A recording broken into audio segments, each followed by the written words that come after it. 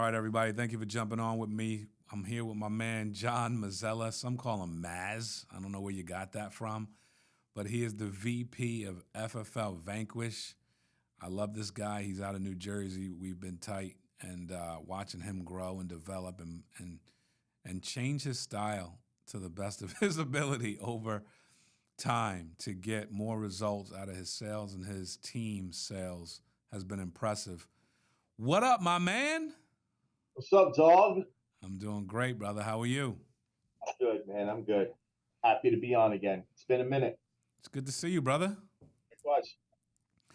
Well, thank you for jumping on with us. I wanted to touch base on a couple different things that are happening in your world right now. But number one, I wanted to talk about the things you're doing consistently to produce the results you're producing from a sales standpoint. Like, people want it to be different than it is, John. They want it to not include dials. They want it to Mhm. not include purchasing leads. They want it to not include, keeping a schedule. They want it to be different than it is. They want this kind of free flowing, money's going to fall from the sky, and I have the independence to do whatever I want, whenever I want, however I want. And I don't know, John, does it work that way? You and I both wish, right? But you've done a good job of creating a nice life for yourself by staying within the guidelines, but then doing well enough to create some niceties for yourself. That's what I want to talk to you about. Well, obviously the appointments don't stop, right? I mean, you know, always got to run appointments. I mean, if you're doing phone sales, you need 50, 60 appointments a week. If you're doing face to face, I was always a 15, 20 guy. Um, but that never goes away, man. Hmm. Never. As much as we want to just have it go away, got to keep it coming. Got to keep grinding. Um, yeah, that's all I'll say about that. Dude, you know what else never goes away? What's that? The bills. All right, the first of the month. Those. This is my motivation.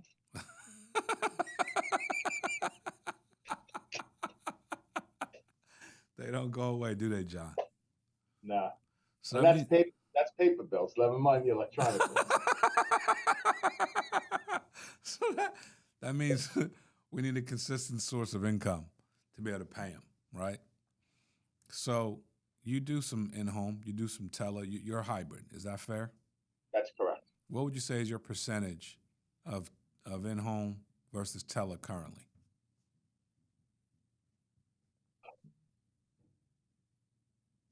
I think in home, I'm probably if I'm sitting down with people, I'm 80%. Oh, you mean the conversion? I'm sorry.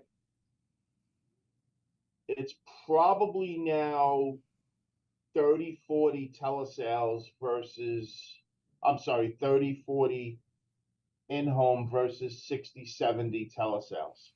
That is wild. And I was just talking to Jesse Parley, who is an in-home guy. Mm-hmm. In-home, thick and through. He's now 70-30.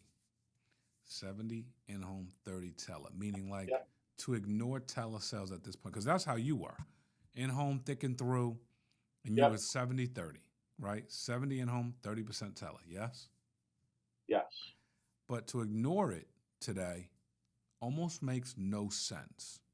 Would that be a fair statement? Yes. Why is that, John? Why did I have to think about that, or why is it No, a sub? no, no. I don't care about your brain fart. I'm not interested.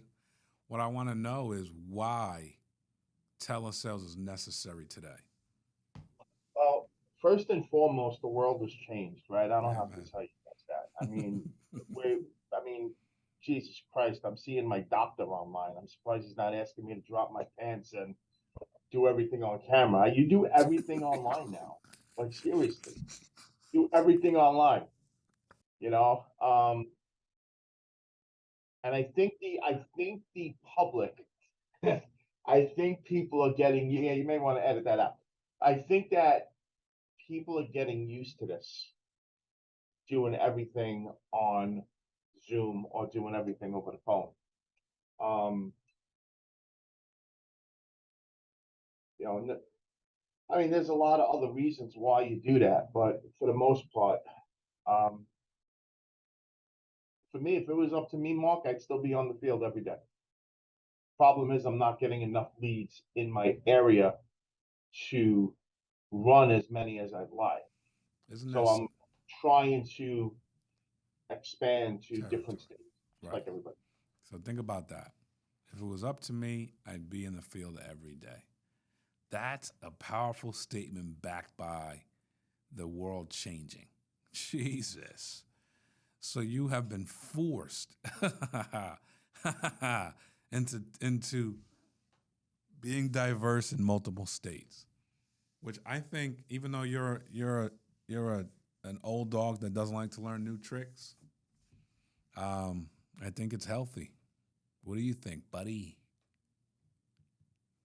Healthy that I'm home, only getting 400 steps a day. Yeah, real healthy.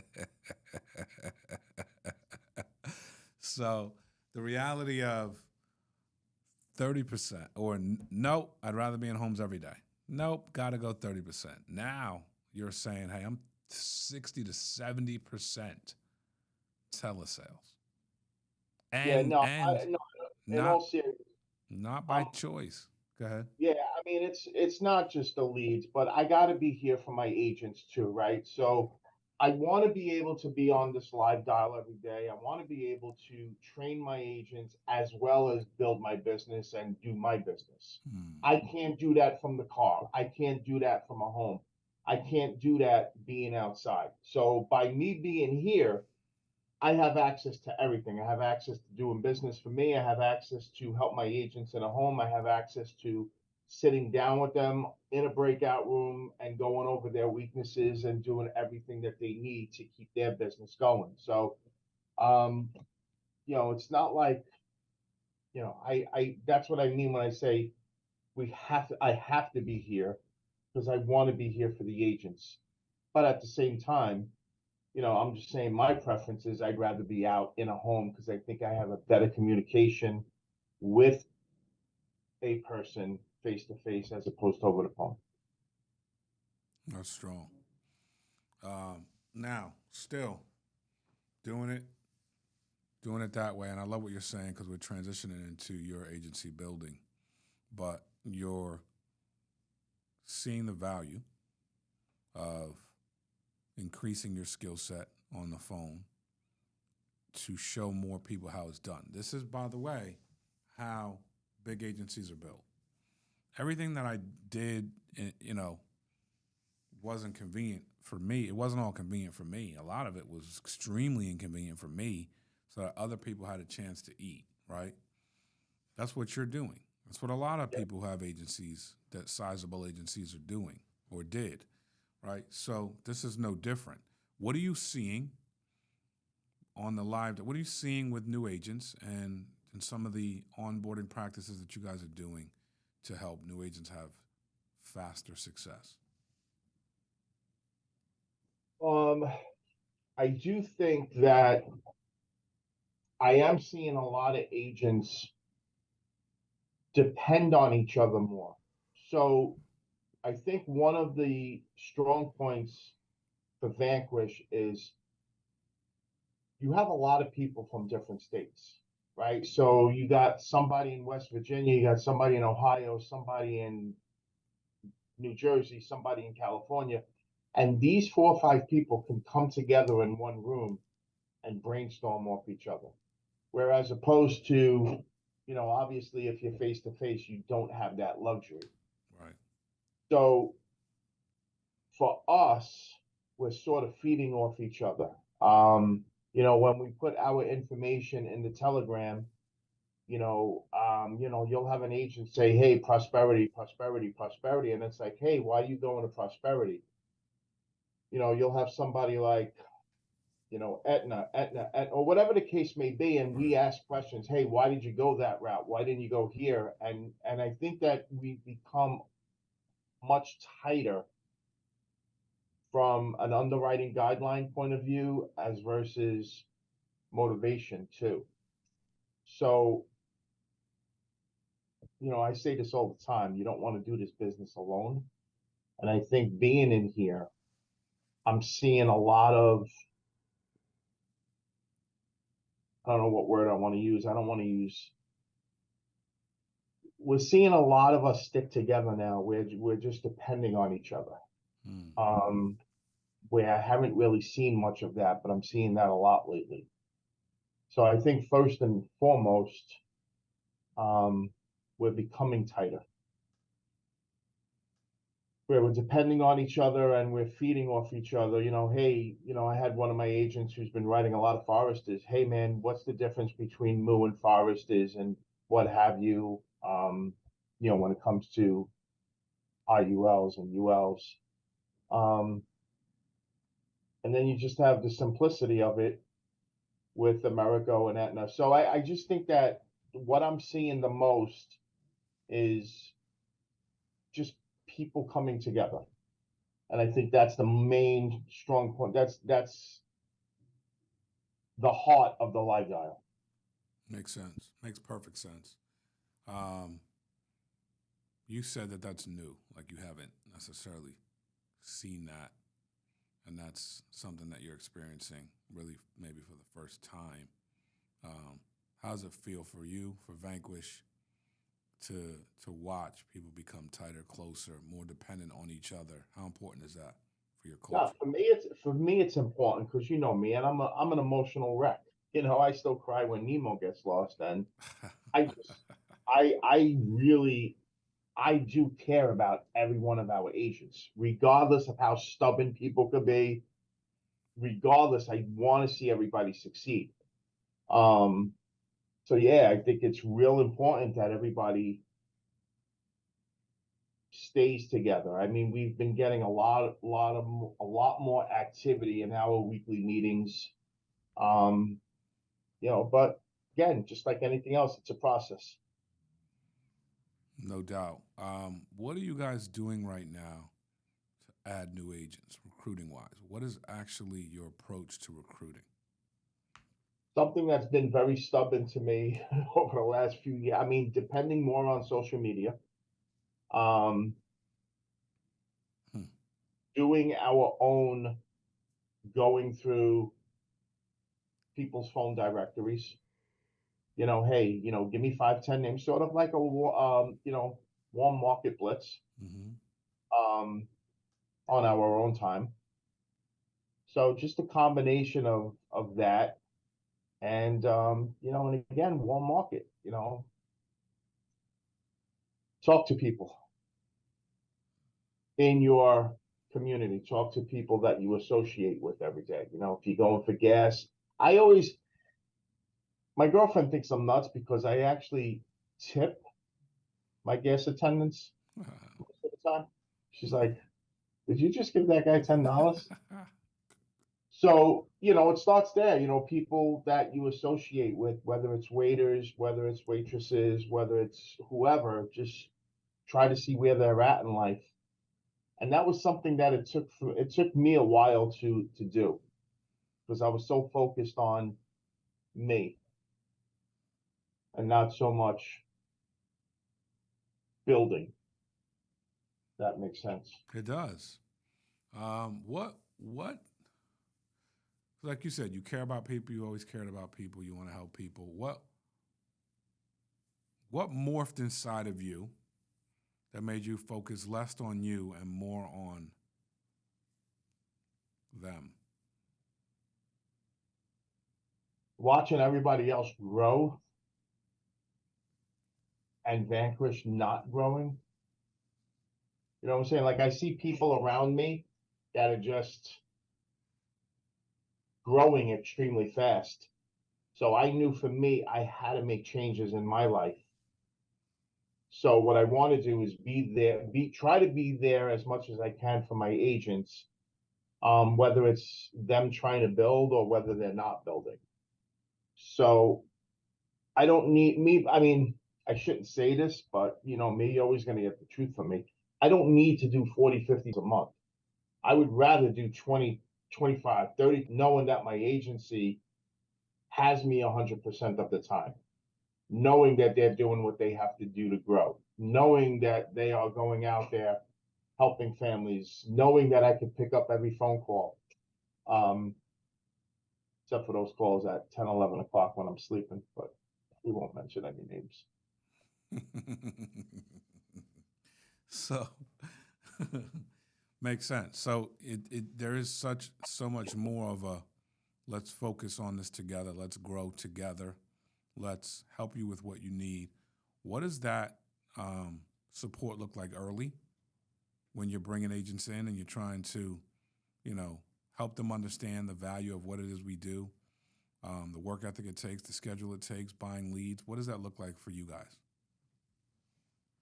Well, it's a team effort, starting with Chris, to Susan, to me.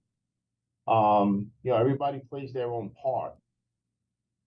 And, I think it all comes down to where they want to be and where are you in life? Do you want to do this part-time? Do you want to do this full-time? Do you want to do lead assistance? Do you want to buy your own leads? How many days do you want to run? Do you want to do in-home? Do you want to do telesales? How many states do you have? So I think it just changes according to the person that's coming in, but it's definitely a team effort. As far as what it looks like, it all depends on what part of the program they're in. I try to spend as much time with newer agents as I can to make sure they know what they're saying, know what they're selling, and more importantly, handle the rejection, which is going to come 80, 90% of the time. Huh. That's a big number. How are you doing that? How are you helping them understand that? Because I think fear is where people are getting lost, right? The fear of buying leads, the fear of the phones, the fear of the objection. It's not so much overcoming it, it's the actual fear itself. You're in the business of teaching people how to overcome their fears. What is practice? What are you saying? How are you bringing this to reality?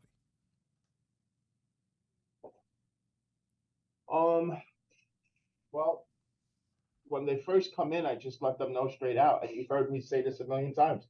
90% of this business sucks. And the reason why 90% of it sucks is because of the fact that 90% of the time you're getting hung up on. I always tell everybody, if you master your rebuttals, this business becomes so much easier. If you just know how to talk to people and ask the questions and know your rebuttals. Like, when people say I'm not interested, the rebuttal is coming.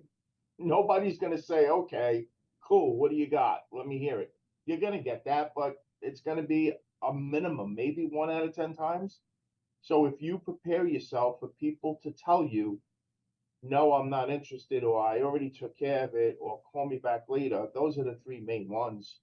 And if you can answer that flawlessly and extend that conversation from 5 seconds to 20 seconds, now it becomes not only conversational, but you could get a lot more out of a conversation. So I'm just trying to let everybody know that the rejections are going to come regardless of how good you are. I mean, I got my kicked over the last couple of days with a lot of leads that I bought, even newer BPL leads. So, I mean, it happens to all of us. I was caught, perfect example. I think I was on the live dial Monday morning. What's today? Tuesday or today's Wednesday? I was on the live dial Monday morning at 8 o'clock. Well, I was on earlier, but 8 o'clock I started dialing. I had like 4 of my newer agents watching. Bang, bang, bang, bang. I got beat up. And then at 8:45, I did a $2,000 annual premium with Aetna, approved. And then like a half hour later, we did a Spanish lead, approved with Moo. And then right after that, I did a $2,000, $2,400 IUL with Moo.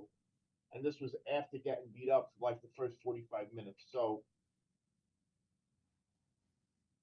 people just don't want to grind.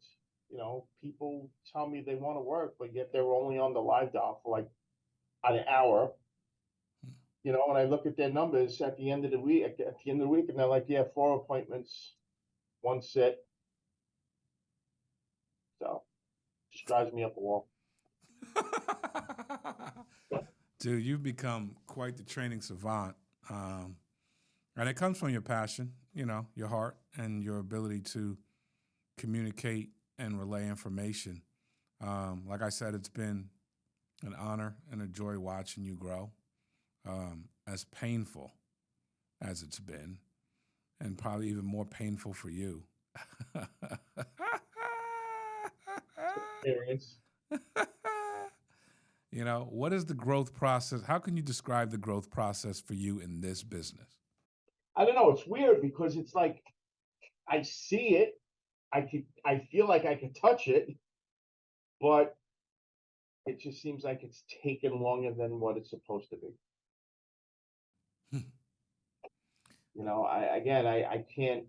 I can't put words into it.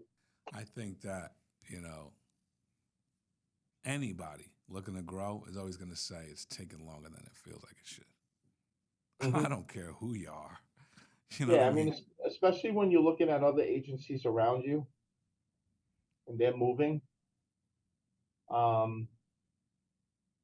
you know what it is too? I'm also allowing the emotions to hold me back. I'm allowing the emotions to stall me. I'm listening. This is good. Yeah, I mean, it's like I said, I look at other agencies, and I see how fast they're growing. And Vanquish is growing, but it's not growing as fast as we all like it to grow.